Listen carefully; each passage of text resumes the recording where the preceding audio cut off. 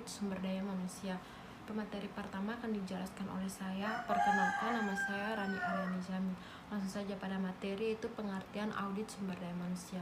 Audit sumber daya manusia merupakan penilaian dan analisis komprehensif terhadap program-program audit. Audit sumber daya manusia juga merupakan pemeriksaan kualitas kegiatan sumber daya manusia dalam suatu departemen, divisi, atau perusahaan, dalam artian mengevaluasi kegiatan-kegiatan sumber daya manusia dalam suatu perusahaan dengan menitikberatkan pada peningkatan atau perbaikan. Pentingnya audit sumber daya manusia merupakan bagian dari fungsi manajemen yang perlu diterapkan dalam sebuah organisasi. Tujuan daripada audit sumber daya manusia yaitu untuk melihat apakah program atau aktivitas sudah berjalan dengan ekonomis, efisien, dan efektif atau belum. Ada 3 pendekatan utama dalam audit sumber daya manusia. Yang pertama, untuk menentukan ketaatan pada hukum dan peraturan. Peraturan pemerintah mengenai sumber daya manusia tercantum dalam Peraturan Pemerintah Nomor 13 Tahun 2003 tentang Ketenagakerjaan dan Peraturan Pemerintah Nomor 53 Tahun 2010 tentang pokok-pokok kepegawaian, kode etik pegawai, dan lain-lain. Yang kedua, menilai kesesuaian program dan tujuan organisasi. Pemahaman tujuan organisasi dan strategi pencapaiannya merupakan dasar yang paling penting dalam penyusunan program dalam sebuah organisasi, terlebih lagi bila melibatkan sumber daya manusia yang memiliki kekuatan persaingan. Contohnya, para pegawai diberi kesempatan untuk beradaptasi atau memulai peran mereka dalam mencapai keberhasilan organisasi. Yang ketiga itu menilai kinerja program. Nah, penilaian ini ditekankan pada ekonomisasi, pada efektivitas, dan juga efisiensi. Dalam buku Valeri yang berjudul Internal Audit, ada 3 pemahaman mengenai audit sumber daya manusia. Yang pertama, audit terhadap pengembangan sumber daya manusia, yaitu memastikan sumber daya manusia sebagai intellectual property korporasi yang berharga. Pengelolaan sumber daya manusia yang tidak tepat berpotensi menimbulkan bahaya. Nah, ada 3 bahaya yang dimaksud. Yang pertama, tidak berjalannya merit system dalam penyediaan, penempatan, dan juga pengembangan sumber daya manusia. Merit system yang dimaksud yaitu merupakan kebijakan dan manajemen sumber daya manusia aparatur negara berdasarkan kualifikasi, kompetensi, dan juga kinerja yang adil dan wajar. Yang kedua, biaya overhead cost atau biaya sumber daya manusia yang tidak sepadan atau berlebihan. Yang ketiga, produktivitas kerja yang rendah karena jumlah sumber daya manusia yang mengalami kelebihan atau sebaliknya, dan kompetensi yang tidak sesuai kebutuhan. Yang kedua, audit terhadap perencanaan dan pengelolaan sumber daya manusia, yaitu menentukan kontribusi strategi sumber daya manusia. Nah, perencanaan dan pengelolaan sumber daya manusia ini berkaitan dengan pengendalian sumber daya manusia dan sumber daya lainnya yang secara langsung digunakan, yaitu biaya operasi dan juga waktu yang dibutuhkan untuk penyelesaian kerja. Ada 4 aktivitas yang menggambarkan perencanaan dan pengelolaan sumber daya manusia. Yang pertama, adanya analisis data. Yang kedua, melakukan rekrutmen secara selektif. Dan yang ketiga, pemanfaatan sumber daya manusia yang tepat dan kompetensi. Dan yang keempat, memiliki kontribusi strategi. Yang pertama, audit terhadap analisis data sumber daya manusia. Nah, analisis data sumber daya manusia ini dikumpulkan secara rutin dari seluruh sumber daya manusia dan unit kerja korporasi. Ada 3 data yang dimaksud, yaitu yang pertama, data karyawan. Data karyawan ini yaitu berupa usia, status perkawinan, riwayat kerja, dan pendidikan formal. Yang kedua, adanya penilaian kepribadian, yaitu berupa karakter, perilaku, kebiasaan, dan juga minat. Dan yang ketiga, penilaian kinerja, di mana berupa pencapaian kompetensi dan target kerja.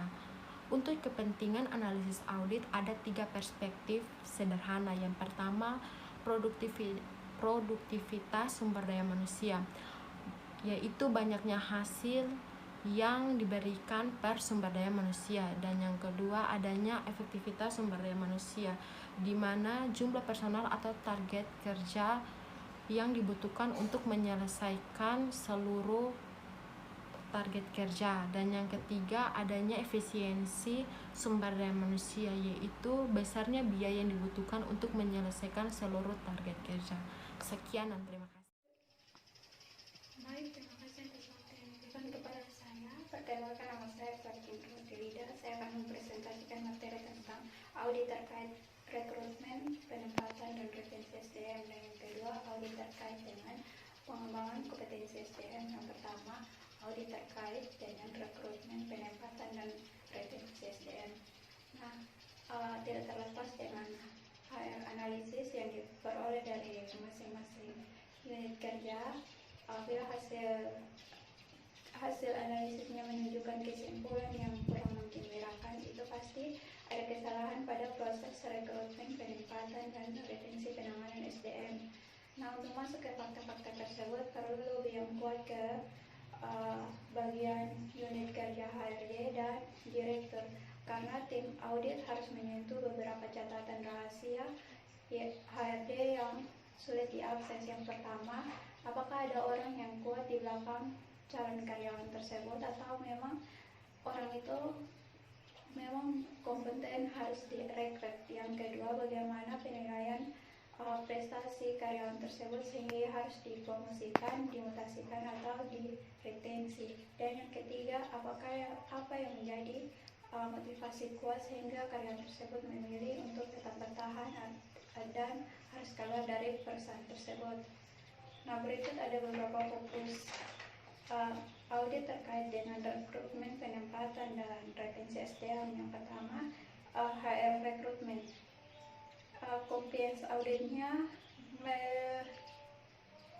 melingkupi yang pertama, satu, ketersediaan dan kemewadaan isi prosedur dan kebijakan internal, rencana kerja dan budget tahunan yang terkait dengan rekrutmen SDM. Yang kedua, pemenuhan setiap tahapan proses, tata tertib administrasi, dan pengendalian terkait dengan rekrutmen SDM. Dan yang ketiga, kecukupan otoritas pejabat atau staf penguji, pewawancara hingga pengambil keputusan penerimaan SDM baru sesuai dengan level posisi. Dan yang keempat, kelengkapan dokumen dan informasi pendukung terkait dengan SDM sesuai dengan level posisi yang ada.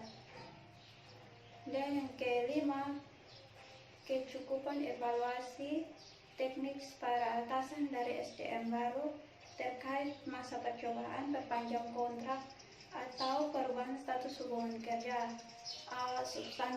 Substantif auditnya melengkapi yang pertama, tingkat kedalaman pengumpulan data, kebutuhan user maupun pengukuran bursa tenaga kerja untuk pemetaan kondisi SDM dan perencanaan kebutuhan SDM. Yang kedua, realisasi pemenuhan dan pengendalian jumlah SDM baru. Yang ketiga, tingkat deviasi pemenuhan kompetensi mulai dari level dasar, level umum, dan jabatan.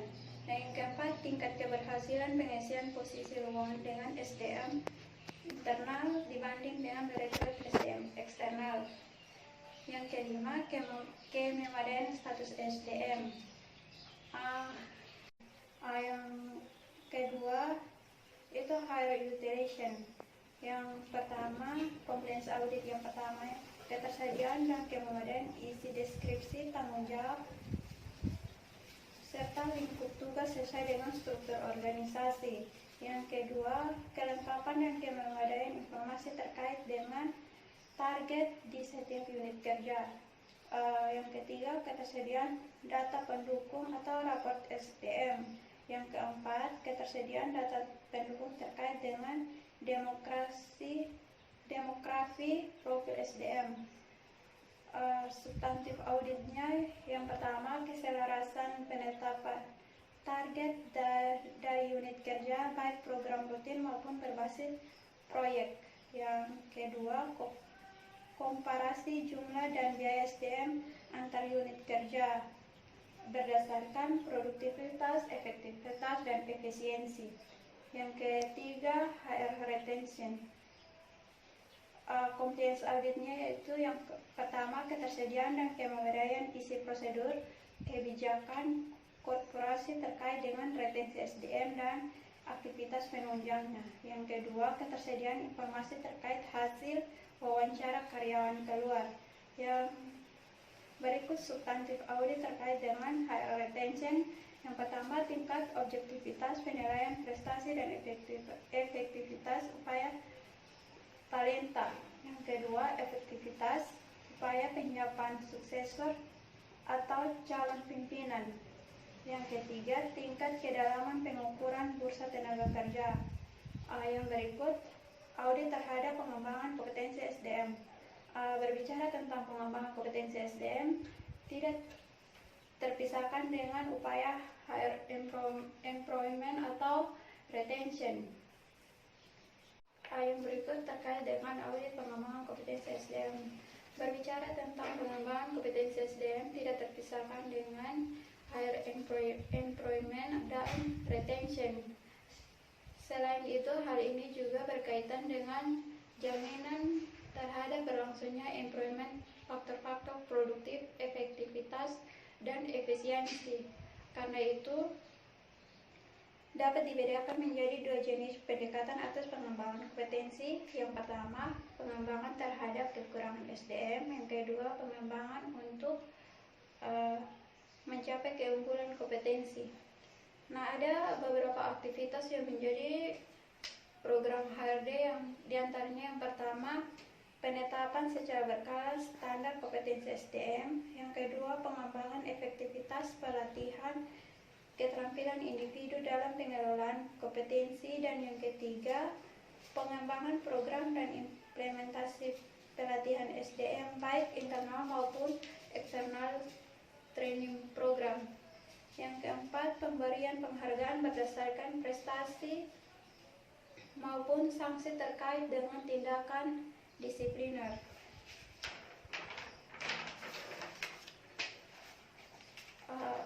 Untuk membuktikan efektif atau tidaknya aktivitas-aktivitas tersebut bisa dilihat dari supporting media atau outcome dari aktivitas-aktivitas tersebut. Nah, untuk melihat aktivitas tersebut memperoleh outcome atau tidak, itu dilihat dari sejak apa perkembangan peta SDM yang tergambar dari waktu ke waktu. Dan yang kedua, setepat apa korporasi menetapkan indikator kunci keberhasilan atau pencapaian. Yang ketiga, sejauh mana efektivitas pengukuran evaluasi kerja. Dan yang keempat, sejauh mana korporasi dapat memelihara rekod atau database profil kompetensi setiap SDM. Nah, berikut ada beberapa fokus audit terkait dengan pengembangan kompetensi SDM. Yang pertama, HR kompetensi. Compliance auditnya meliputi yang pertama, ketersediaan panduan standar dan update pada seluruh unit kerja mengenai deskripsi kompetensi dasar, umum, dan kompetensi level atau pangkat bagi seluruh SDM. Yang kedua, ketersediaan deskripsi tertulis kompetensi pekerjaan jabatan SDM pada setiap unit kerja. Yang ketiga, keteraturan peninjauan standar kompetensi SDM. Yang keempat, keterlibatan berbagai unit kerja secara representatif. Dan yang kelima, kecukupan frekuensi bersosialisasi. Dan substantif auditnya meliputi satu, keselarasan kompetensi dasar, umum, kompetensi level atau pangkat, dan kompetensi pekerjaan atau jabatan SDM. Yang kedua, kesesuaian penetapan kriteria kompetensi dasar, kompetensi level, dan kompetensi pekerjaan SDM. Dan yang keempat, keselarasan hasil penilaian kinerja terkait dengan target individu dengan penilaian terkait kompetensi dasar, level, dan pekerjaan. Sekian presentasi dari saya. Materi selanjutnya akan dibawakan oleh teman saya. Kenalkan, nama saya Clarentina Lamahoda. Baik, saya akan melanjutkan ke materi yang berikut, yaitu mengenai Human Resource Coaching and Counseling pada compliance audit. Itu yang pertama, ketersediaan mekanisme internal, fasilitas fisik, yaitu seperti ruang khusus konseling, tenaga expert di Human Resource Department untuk merealisasikan pelayanan coaching and counseling bagi semua level sumber daya manusia korporasi. Yang kedua, efektivitas sosialisasi keberadaan fasilitas coaching and counseling. Yang ketiga, kelengkapan data hasil coaching and counseling yang pernah dilakukan termasuk pemantauan pasca coaching atau counseling.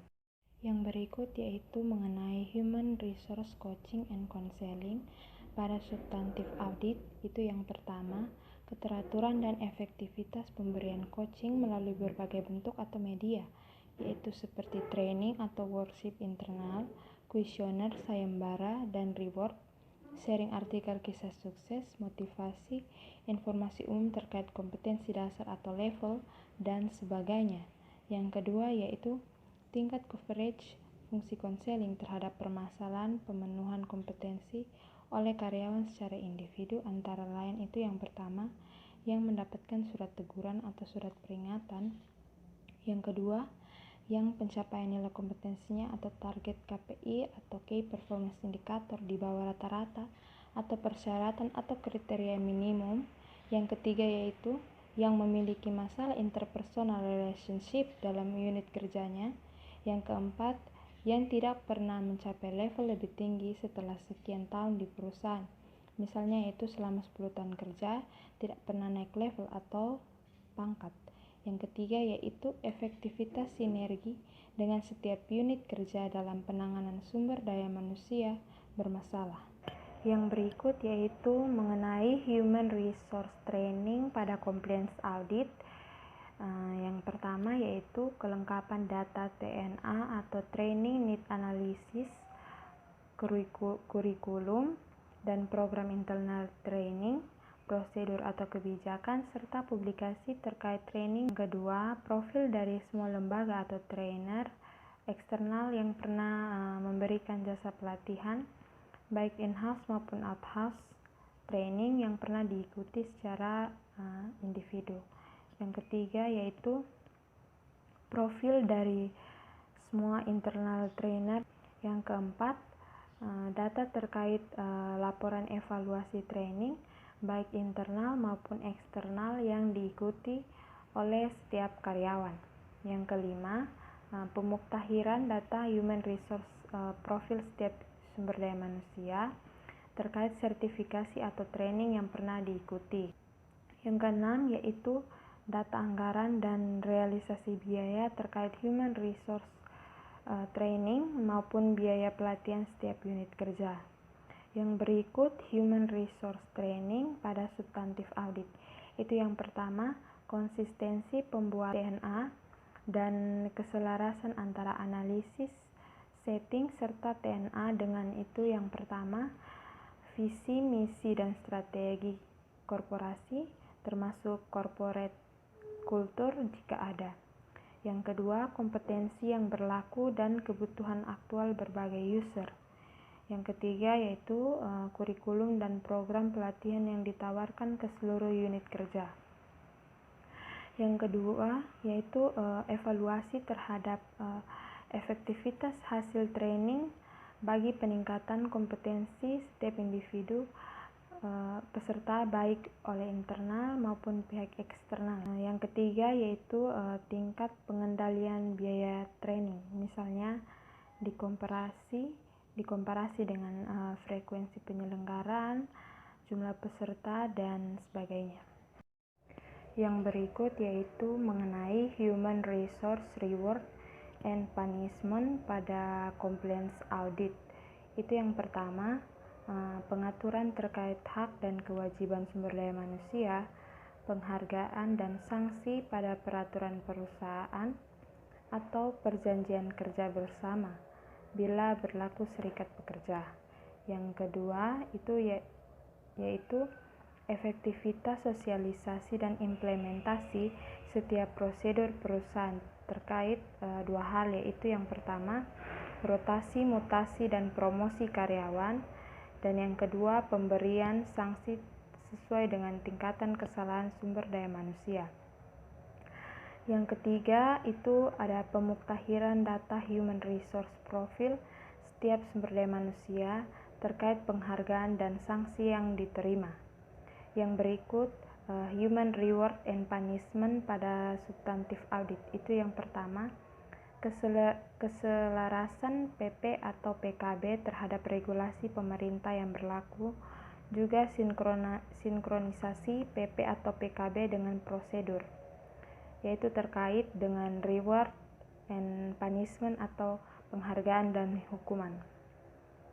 Yang kedua yaitu tingkat konsistensi penerapan PP atau PKB terkait dengan pemenuhan hak dan kewajiban perusahaan maupun setiap sumber daya manusia. Yang ketiga yaitu pengukuran efektivitas, yaitu yang pertama rotasi dan promosi sumber daya manusia terhadap produktivitas unit kerja. Yang kedua kontribusi SDM yang dimutasi. Yang ketiga pemberian sanksi kepada SDM. Berikut yang keempat yaitu kememadaian penerapan prinsip-prinsip merit system dalam pelaksanaan, yaitu yang pertama promosi kepangkatan atau jabatan, yaitu seperti adanya komite promosi dan transparansi persyaratan maupun hasil penilaian. Yang kedua pemberian sanksi di sini yaitu seperti adanya komite disiplin dan tidak adanya standar ganda bagi seluruh sumber daya manusia. Yang berikut yaitu audit terhadap penggajian dan tunjangan SDM atau audit on human resource payroll and benefit, menjamin hak karyawan. Yang harus menjadi concern internal audit di lingkup ini harus berpijak pada dua isu. Isu yang pertama yaitu transparansi atau keterbukaan informasi terkait persyaratan hak dan pemotongan hak terkait payroll and benefit. Yang kedua yaitu akurasi atau ketepatan perhitungan hak dan pemotongan hak terkait payroll and benefit. Yang berikut terdapat beberapa fokus internal audit pada lingkup ini, yaitu pada compliance audit. Itu yang pertama, kemutahiran informasi HRD terkait regulasi pemerintah atau Undang-Undang Ketenagakerjaan dan Undang-Undang dan UU PPH serta peraturan menteri terkait yang mengatur lebih lanjut, yaitu selanjutnya Perda terkait UMP atau upah minimum provinsi dan UMK atau upah minimum kota dan sebagainya. Yang kedua, kelengkapan dokumen peraturan perusahaan serta prosedur atau kebijakan terkait payroll and benefit, yaitu seperti terkait absensi, insentif, tunjangan dan potongan rutin, bulanan atau harian, serta kememadaian sosialisasinya kepada seluruh karyawan.